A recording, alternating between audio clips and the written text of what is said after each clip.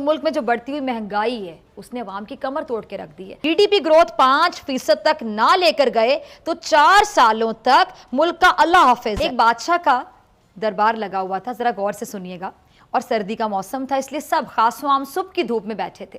بادشاہ کے تخت کے سامنے ایک میز تھی اور اس پر کچھ کہہ لیں کہ قیمتی اشیاء رکھی گئی تھیں. وزیر اور مشیر وغیرہ سب دربار میں بیٹھے ہوئے تھے. بادشاہ کے خاندان کے اور بھی بہت افراد تھے جو وہاں پہ موجود تھے. اب اسی وقت نا ایک شخص آتا ہے اور وہ دربار میں داخلے کی اجازت چاہتا ہے. اجازت مل گئی تو اس نے کہا کہ میرے پاس 2 چیزیں ہیں, میں ہر ملک کے بادشاہ کے پاس گیا ہوں, آپ سے پہلے دوسرے ممالک کے بادشاہوں کے پاس بھی گیا ہوں, اور اپنی ان چیزوں کو بادشاہ کے سامنے رکھتا ہوں, اور کوئی بادشاہ ان چیزوں میں فرق نہیں جان پاتا, تمام یعنی ہار چکے ہیں, اور میں ہمیشہ کامران اور کامیاب ہو کر لوٹتا ہوں. اب آپ کے ملک میں آیا ہوں. بادشاہ نے پوچھا کہ کیا ہے ان اشیاء میں, ذرا ہمیں بھی بتائیں. اس نے دونوں اشیاء بادشاہ کے سامنے رکھ دیں. وہ دونوں اشیاء دیکھنے میں بالکل ایک جیسی تھی, اسی لیے سب کنفیوز ہوتے تھے. اب بالکل آپ سمجھ لیں کہ ایک دوسرے کی نقل محسوس ہوتی ہیں, ایسی تھی دونوں اشیاء. بادشاہ نے کہا کہ یہ دونوں چیزیں تو بالکل ایک جیسی ہیں, کوئی فرق ہی معلوم نہیں ہو رہا. اس شخص نے کہا کہ جی ہاں, دکھائی تو یہ ایک سی دیتی ہیں لیکن ہیں یہ بالکل مختلف, اور یہی آپ کا امتحان ہے. اب ان میں سے ایک بہت قیمتی ہیرا ہے اور دوسرا شیشہ ہے. شیشے میں اور ہیرے میں فرق ہے.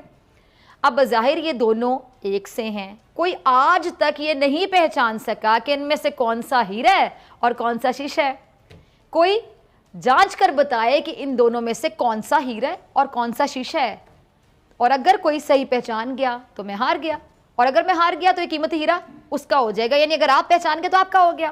لیکن شرط یہ کہ اگر آپ نہیں پہچان پائے تو اس ہیرے کی جو قیمت ہے اتنی قیمت یعنی اتنی رقم آپ مجھے بطور انعام دیں گے.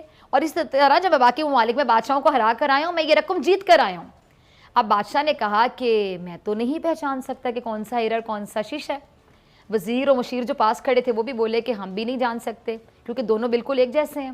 یعنی سب کو گمان تھا کہ اب تو شکست اور ہار ہی مقدر بنے گی.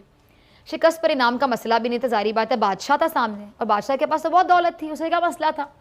مسئلہ یہ تھا کہ بادشاہ کی عزت اور بادشاہ کی انا, کیونکہ تمام عالم میں مشہور تھا کہ بادشاہ اور اس کی رعایا بہت ذہین ہے, اور اگر وہ ہیرے اور شیشے میں فرق نہیں کر پاتی تو اس صورت میں ذرا سوچیں کہ کیا ہوتا, جا گھسائی ہوتی. اب کوئی شخص بھی پہچان نہیں پا رہا تھا. اتنے میں تھوڑی ہلچل ہوتی ہے. ایک نابینا شخص ہاتھ میں لاٹھی لے کر اٹھا. اس نے کہا کہ مجھے بادشاہ کے پاس لے چلو, میں نے تمام باتیں سنی اور یہ بھی سنا کہ کوئی پہچان نہیں پا رہا, ایک موقع ذرا مجھے بھی دے دیا جائے. ایک آدمی کے سہارے نابینا شخص بادشاہ کے پاس پہنچا. اس نے بادشاہ سے درخواست کی کہ ویسے تو میں پیدائشی نابینا ہوں, لیکن پھر بھی مجھے ایک موقع دے دیا جائے تاکہ میں بھی ایک بار اپنی ذہانت کو جان سکوں, اور ہو سکتا ہے کہ کامیاب بھی ہو جاؤں, اور اگر کامیاب نہیں بھی ہو سکا تو ویسے بھی آپ تو ہارے ہی ہوئے ہیں, کیا فرق پڑے گا. اچھا, بادشاہ کو محسوس ہوا کہ اسے موقع دینے میں کوئی حرج نہیں ہے, لہٰذا موقع دے دیا جائے. بادشاہ نے کہا کہ ٹھیک ہے, اس نابینا شخص کو دونوں چیزیں چھونے کے لیے دے دی جائیں, اور پوچھا گیا کہ ان میں سے کون سا ہیرا ہے اور کون سا شیشہ ہے, یہی آپ کو معلوم کرنا ہے. اچھا, اس آدمی نے ایک لمحے میں کہہ دیا کہ یہ ہیرا ہے اور یہ شیشہ ہے, یعنی نابینا شخص نے بتا دیا کہ کون سا ہیرا اور کون سا شیشہ ہے. اب جو آدمی اتنی جگہوں سے جیت کر آیا تھا وہ بہت حیران ہوا, اور اس نے کہا کہ تمام ممالک کے بادشاہوں سے میں نام لے کر آیا ہوں اور وہ ہار گئے, وہ نہیں پہچان سکے کہ کون سا ہیرا ہے کون سا شیشہ ہے. اس اندھے آدمی نے بالکل ٹھیک کہا. آپ کو مبارک ہو اپنے وعدے کے مطابق, اب یہ جو ہیرا ہے یہ بادشاہ سلامت آپ کا ہوا.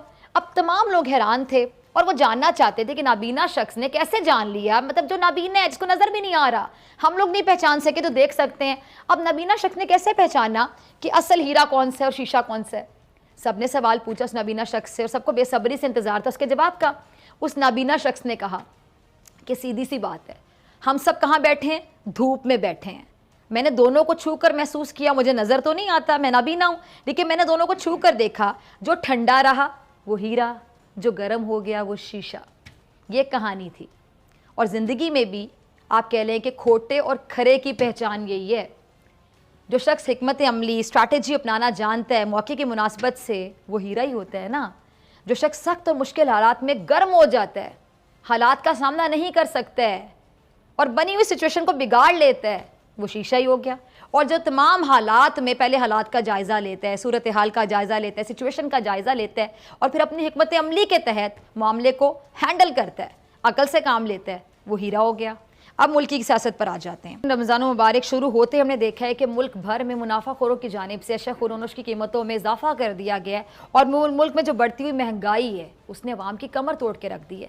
اب رمضان میں ذرا سوچیں کہ آٹے کی قیمت میں مسلسل اضافہ ہوتا جا رہا ہے.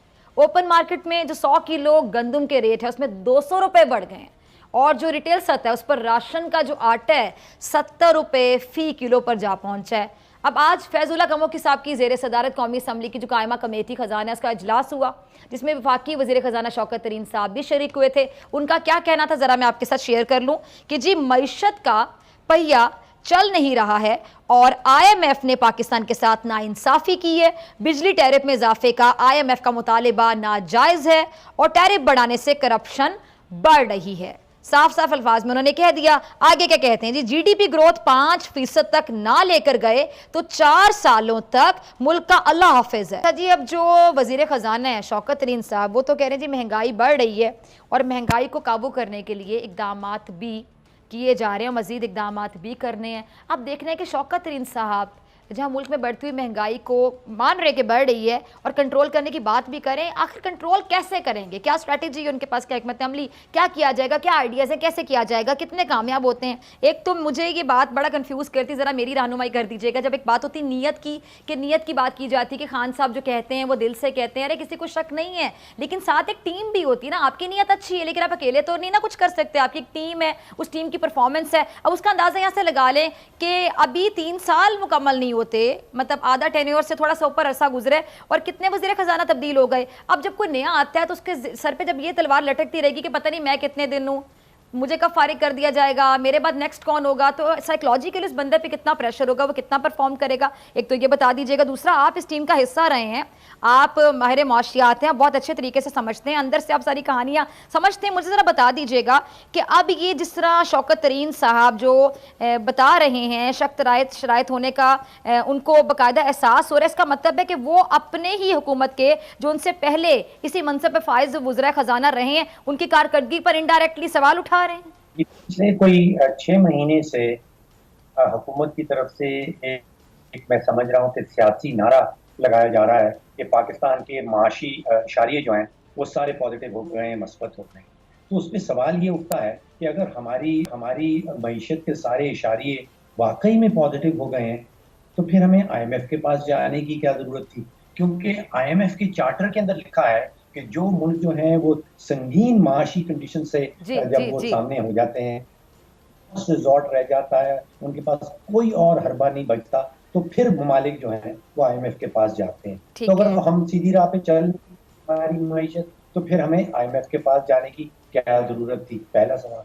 دوسرا سوال یہ بنتا ہے کہ ہمیں جب بتایا جاتا ہے کہ حفیظ شیخ صاحب, ڈاکٹر حفیظ شیخ صاحب نے کمالات کر دیے, معیشت بہت زبردست کر دی, انہوں نے دودھ اور شہد کی نہریں بہنے لگی, یہ مارچ کی 3 تاریخ تک تو ہمیں وزیر اعظم صاحب یہی بتا رہے ہیں. اگر واقعی میں انہوں نے کمال کیا تو پھر ان کو نکال کیوں دیا گیا؟ تو کیا یہ جو وزراء بدلے جاتے ہیں, آپ نے بھی اس کا ذکر کیا کہ چوتھا وزیر خزانہ سامنے آیا ہے, کیا یہ کسی کارکردگی کی بدلے جاتے ہیں؟ ان کو بدلنے کی بنیاد کیا ہے؟ پھر آپ دیکھیے, آپ نے ٹیم کا ذکر کیا, جو سب سے زبردست بات آپ نے کی ہے وہ آپ نے ٹیم کا لفظ استعمال کیا. دیکھیے ہمارے دلوں میں قطعاً شک نہیں ہے کہ نیت ایگزسٹ کرتی ہے کام کرنے, لیکن یہ کوئی دکان نہیں ہے, یہ کوئی کھوکھا نہیں ہے, یہ 22 کروڑ پاکستانیوں کا ایک ملک ہے. یہاں کی معاشی پالیسی چلانے ایک آپ کو کہلاتا ہے پروجیکٹ لائف سائیکل, جس میں سب سے پہلی چیز ہے فیز 1 کہلاتا ہے, وہ ہوتا ہے ٹیم کو تشکیل دینا. اب پہلے ٹیم کی تشکیل دی جاتی ہے, پھر وہ ٹیم بیٹھتی ہے, کئی مہینے بیٹھتی ہے اور منصوبہ بندی کرتی ہے, پھر ان منصوبوں کے اوپر عمل درآمد شروع ہوتا ہے اور کئی مہینے اور گزر جاتے ہیں اس عمل درآمد کے اوپر, اور پھر فیز 4 جو چوتھا فیز ہے اس میں جا کے آپ کو کوئی نتائج سامنے آتے ہیں. جی بالکل. اب آپ یہاں پہ ذرا حالات کہ پہلے تقریباً 8 مہینے ہمارے پاس ایک وزیر خزانہ رہے اسد عمر کے نام سے, پھر 23 مہینے سے وزیر خزانہ آ گئے, ڈاکٹر حفیظ شیخ کے نام سے. پھر 18 دن کے لیے تیسرے وزیر خزانہ آ گئے حماد اظہر صاحب کے نام پہ. پھر یہ خزانہ آئے. اس کا مطلب یہ ہے کہ 32 مہینے کے بعد 50% ٹائم جو ہے وہ پی ٹی آئی کا گزر چکا ہے. ابھی تک یہ فیز میں ہے, ابھی تک ٹیم کی تشکیل دی جا رہی ہے. اب خدا کرے کہ وزیر خزانہ جو آئے ہیں وہ ایک قابل قسم کی ٹیم ٹھیک کر لیں. ابھی تشکیل دی جا رہی ہے. ٹھیک ہے. اب وہ جب ٹیم بن جائے پھر وہ بیٹھے گی اور کئی مہینے لگیں گے اس کو منصوبہ بندی کرنے کے لیے. ٹھیک ہے. اور پھر کئی مزید سرکار ہوں گے ان منصوبوں کے اوپر عمل درآمد ہونے کی. اور میں ذرا لائٹر نوٹ پہ ایک بات کہنا چاہوں گی, دکھ بھی ویسے ہے, لائٹر نوٹ بھی ہے لیکن دکھ بھی ہے. مطلب دو چیزیں ایک ساتھ ہیں, مجھے سمجھ اپنے تاثرات کا اظہار کیسے کروں. آپ نے کہا کئی مہینے اس میں لگیں گے, کئی مہینے اس میں لگیں گے, اور تب تک کوئی نیا وزیر خزانہ نہ آ جائے, نیا چہرہ سامنے